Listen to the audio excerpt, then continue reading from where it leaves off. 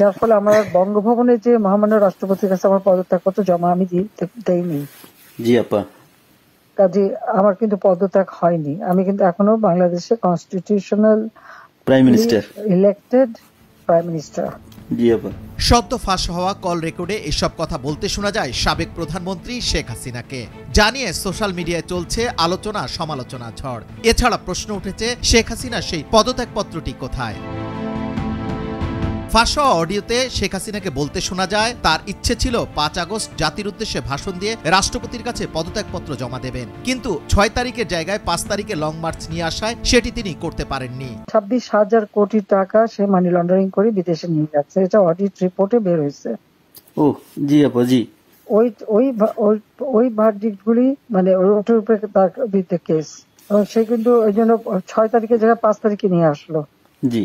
সদ্য ফাঁস হওয়া অডিও ক্লিপটি সামাজিক যোগাযোগ মাধ্যমে ছড়িয়ে পড়ে, আর এর ফলে বলাবলি হচ্ছে বেলজিয়ামে অবস্থানরত নোয়াখালী সোনাইমুড়ি থানার ছাত্রলীগের সাবেক সেক্রেটারির সঙ্গে ফোন আলাপে কথা বলেন শেখ হাসিনা।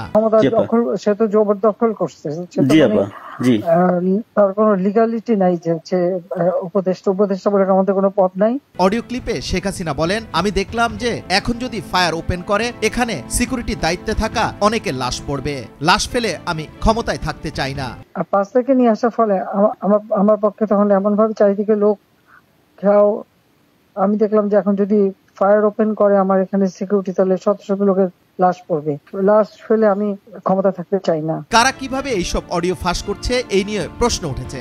সামাজিক যোগাযোগ মাধ্যমে অনেকে বলছেন কর্মীদের উজ্জীবিত রাখতে শেখ হাসিনা পরিকল্পনা করে এইসব কথা বলছেন এবং তার ইশারায় ফাঁস হচ্ছে এইসব অডিও। কেউ কেউ বিষয়টিকে উদ্দেশ্য প্রণোদিত বলেও মন্তব্য করেছেন। আর তাছাড়া আমি তো পদত্যাগ করি নাই। আমাদের কনস্টিটিউশনের আর্টিকেল 57 অনুযায়ী যেভাবে পদত্যাগ করতে হয় আমার কিন্তু সেভাবে পদত্যাগ করা হয়নি। এদিকে তার পদত্যাগপত্র নিয়েও প্রশ্ন তুলেছেন অনেকে। নেটিজেনরা বলছেন পদত্যাগ না করলে তিনি কেন এবং কিভাবে ভারতে গেলেন, তাছাড়া রাষ্ট্রপতি কিভাবে সংসদ বাতিল করেছেন। অনেকে আবার তার পদত্যাগপত্র জনসম্মুখে প্রকাশ করার দাবিও তুলেছেন। শেখ হাসিনার পুত্র সজীব অজের জয় গেল ৬ আগস্ট গণমাধ্যমকে দেওয়া সাক্ষাৎকারে বলেছিলেন, আমার মা পদত্যাগ করেছেন, তিনি কখনো আর রাজনীতিতে আসবেন না। মা ছিলেন এমন বক্তব্য, নানা প্রশ্ন এখন সবার মাঝে। ঠিক আছে, শেখ হাসিনার পর আপনাদের কি হবে সেটা আমারও চিন্তার বিষয় না, আমার পরিবারের আর চিন্তার বিষয় না, আপনারা বুঝবেন। এদিকে একের পর এক শেখ হাসিনার অডিও ফাঁস হচ্ছে, তখন অনেক নেতাই দেশ ছেড়ে ভারতে পালিয়ে যাওয়ার চেষ্টা করছেন, অনেকে আবার সীমান্তে আইনশৃঙ্খলা বাহিনীর হাতে আটকও হচ্ছেন। যুবরাজ ফয়সাল, ভোরের কাগজ, ঢাকা।